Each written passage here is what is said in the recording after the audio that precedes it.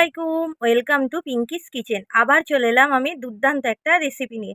আজকের রেসিপিটা হলো পটলের ভর্তা। পটলের প্রত্যেক দিনের এই একঘেয়ে রেসিপি খেয়ে কিন্তু আমরা বোর হয়ে যাই।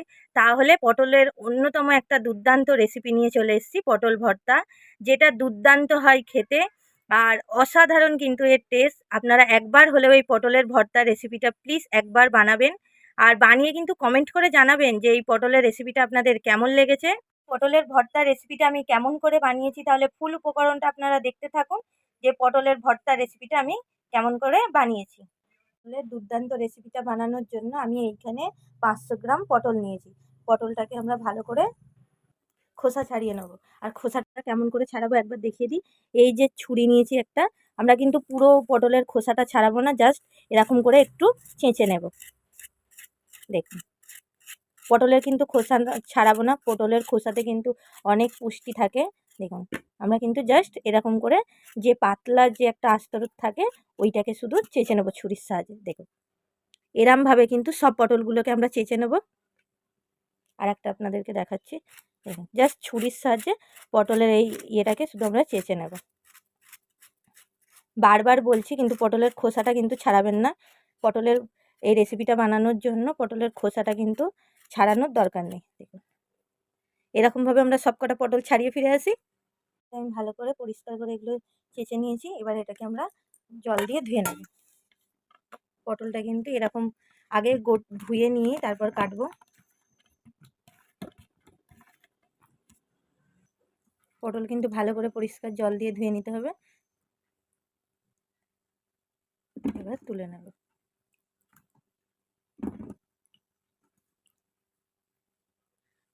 পটলটা কেটে নেব। কেমন করে কাটবো আপনাদেরকে আমি দেখাচ্ছি। আগে এরকম সামনে দুটো মুখ কিন্তু আমরা কেটে নেব। কেটে নিয়ে একটা পটলকে আমরা এরকম দুটো করে নেব, দিয়ে এরকম ছোট ছোট টুকরো করে কেটে নেব। দেখে কিন্তু বুঝতেই পারছেন যে আমি পটলটা কেমন করে কাটছি। এরকম ছোট ছোট টুকরো করে কেটে নেব পটলটা। আবারও একটা আপনাদেরকে আমি কেটে দেখাচ্ছি। এরকম দুটো মুখ কিন্তু কেটে নিতে হবে। দিয়ে একটা পটলকে এরকম দুটো করে এরকম ছোট ছোট করে আমরা পটলগুলো কেটে নেব। তাহলে সব কটা পটল কেটে আমরা ফিরে আসি। পটল কিন্তু দেখুন আমি এরকম করে কেটে নিয়েছি। এটা কিন্তু আর ধোয়ার কিন্তু আর দরকার নেই, যেহেতু আমরা একবার পটলটা ধুয়ে নিয়েছি। চলুন এবার আমরা মেন উপকরণে ফিরে যাই।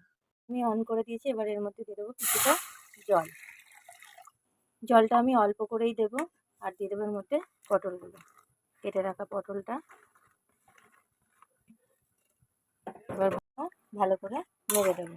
জলটা কিন্তু এর মধ্যে অল্পই দিতে হবে, যাতে পুরো পটলটা ওই জলটাকে টেনে নেয়। আলাদা করে জলটাকে কোনো ফেলে দিতে যেন না হয়।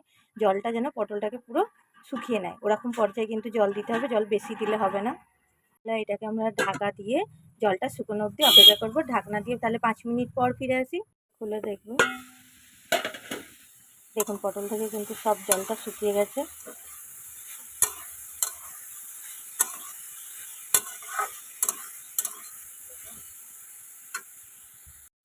দেখুন পটল থেকে কিন্তু আমার সব জল শুকিয়ে গেছে। পটলের মধ্যে কিন্তু আর কোনো জল নেই। এই পর্যায়ে আমরা এবার এটাকে নামিয়ে দেব। এটাকে আমি একটা পাত্রে তুলে নেব। পটলের এই মিশ্রণটাকে আমরা পুরোপুরি ঠান্ডা করে ফিরে আসছি। কিন্তু পুরোপুরি ঠান্ডা হয়ে গেছে। এবার আমি একটা মিক্সি জারের মধ্যে নিয়ে নিয়েছি, যেটাকে আমরা মিহি পেস্ট করব, কোনো জল ছাড়াই। জল ছাড়া এটাকে কিন্তু একটা পেস্ট বানাতে হবে। তাহলে একটা পেস্ট বানিয়ে ফিরে আসি। দেখুন মিহি পেস্ট করে ফিরে চলে এসেছি। চলুন এবার আমরা মেন উপকরণে ফিরে যাই। দিয়ে দিয়েছি, আর গ্যাসের ফ্লেমটা আমরা কিন্তু অন করে দিয়েছি। এবার এর মধ্যে দিয়ে দেবো কিছুটা সরিষার তেল। ভর্তাটা কিন্তু আমরা পুরোটাই সরিষার তেল দিয়ে করব। আপনারা সাদা তেল দিয়ে কিন্তু করবেন না, তাহলে কিন্তু ভর্তার টেস্ট কিন্তু আপনারা পাবেন না। গরম হয়ে গেছে। এবার এর মধ্যে দিয়ে দেবো অনেক কটা শুকনো লঙ্কা। দিয়ে শুকনো লঙ্কাটাকে কিন্তু মুচমুচে করে ভেজে নিতে হবে।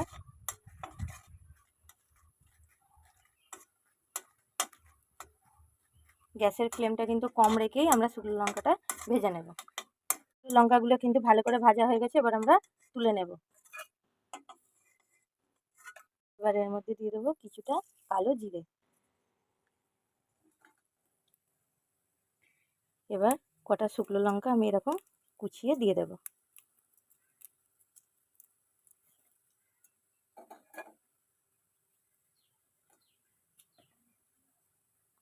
এবং কুচিয়ে কটা শুকনো লঙ্কা দিয়ে দেবো। এবার এর মধ্যে দিয়ে দেবো 3টে কাঁচা লঙ্কা, দিয়ে ভালো করে এটাকে ভাজা ভাজা করে নেব। দিয়ে দেবো অনেকটা পরিমাণ রসুন কুচি, রসুনটাকেও একসাথে আমরা ভাজা ভাজা করে নেব। এর মধ্যে দিয়ে দেবো কুচানো পেঁয়াজ, অনেকটা পরিমাণ পেঁয়াজ দিতে হবে, কিন্তু ভর্তার মধ্যে পেঁয়াজটাই বেশি লাগে কিন্তু, আর পেঁয়াজটা দিলে কিন্তু খেতেও ভালো লাগে। দিয়ে পেঁয়াজটাকে কিন্তু আমরা ভালো করে ভেজে নেব, যতক্ষণ না পেঁয়াজের মধ্যে একটা গোল্ডেন ব্রাউন কালার আসছে ততক্ষণ কিন্তু পেঁয়াজটাকে ভালো করে ভেজে নিতে হবে।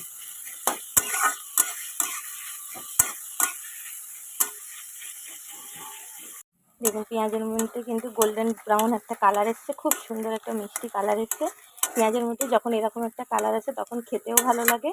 এবার এর মধ্যে দিয়ে দেবো আমরা যে পটলটা বেটে রেখে দিয়েছিলাম সেই মিশ্রণটা, পটলের মিশ্রণটা এবার আমরা এর মধ্যে দিয়ে দেবো। যাতে পটলের মিশ্রণটা ভালো করে আমরা ভাজা ভাজা করে নেব।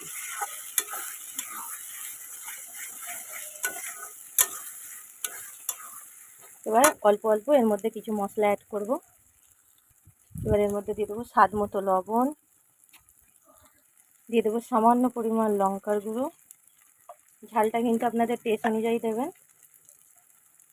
আর দিয়ে দেবো সামান্য পরিমাণ হলুদের গুঁড়ো। এবার এইটা দিয়ে পটলের মিশ্রণের সাথে মশলাটাকে আমরা ভালো করে কষিয়ে নেব।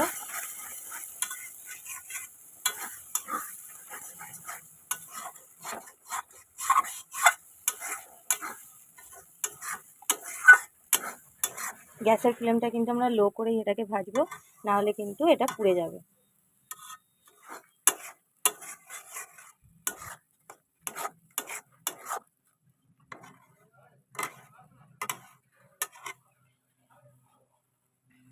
এবার এটাকে আমরা ঢাকনা দিয়ে জাস্ট 2 মিনিট হতে দেবো। তুলে দেখবো, দেখুন কত সুন্দর তেল ছেড়েছে। এটাকে আমরা আবারও ভালো করে নেড়ে নেড়ে ভালো করে ভাজবো, যতক্ষণ না এটা একটা আঠালো ভাব চলে আসছে।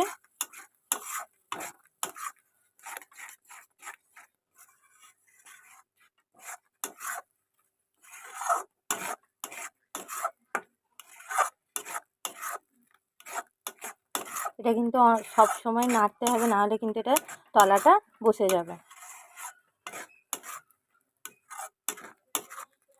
এরকম নেড়ে নেড়ে কিন্তু পটলের ভর্তাটা রেডি করতে হবে। সাইড থেকে কিন্তু পটলের ভর্তার সাইড থেকে কিন্তু তেল ছাড়তে শুরু করে দিয়েছে, তার মানে পটলের ভর্তাটা কিন্তু অলমোস্ট রেডি হয়ে গেছে। আর এটা দেখুন কতটা আঠালো ভাব হয়ে গেছে। এর মধ্যে দিয়ে দেবো সামান্য একটু চিনি, যদি আপনারা মিষ্টিটা পছন্দ না করেন তাহলে স্কিপ করে যেতে পারেন। আর দিয়ে দেবো ওপর থেকে কিছুটা সরিষার তেল। আমরা সবাই জানি ভর্তার মধ্যে কাঁচা সরিষার তেলটা কতটা টেস্টি লাগে। এবার এটাকে আমরা ভালো করে নেড়ে নেব। পটলের ভর্তাটা দেখুন সাইড থেকে কিন্তু পুরো তেল ছাড়তে শুরু করে দিয়েছে। পটলের ভর্তাটা দুর্দান্ত দেখতে, আর খেতেও কিন্তু অসাধারণ হয়। প্লিজ একবার হলেও এই পটলের ভর্তাটা আপনারা ট্রাই করবেন, আর ট্রাই করে কিন্তু কমেন্ট করে জানাবেন যে রেসিপিটা আপনাদের কেমন লেগেছে। দেখুন পটলের ভর্তাটা কিন্তু রেডি হয়ে গেলে আপনারা কিন্তু বুঝতে পারবেন। দেখুন কড়ার গা থেকে কিন্তু পটলের ভর্তাটা ছেড়ে ছেড়ে যাচ্ছে, তার মানে পটলের ভর্তাটা কিন্তু রেডি হয়ে গেছে। তাহলে পটলের ভর্তাটা আমরা সার্ভ করে ফিরে আসি।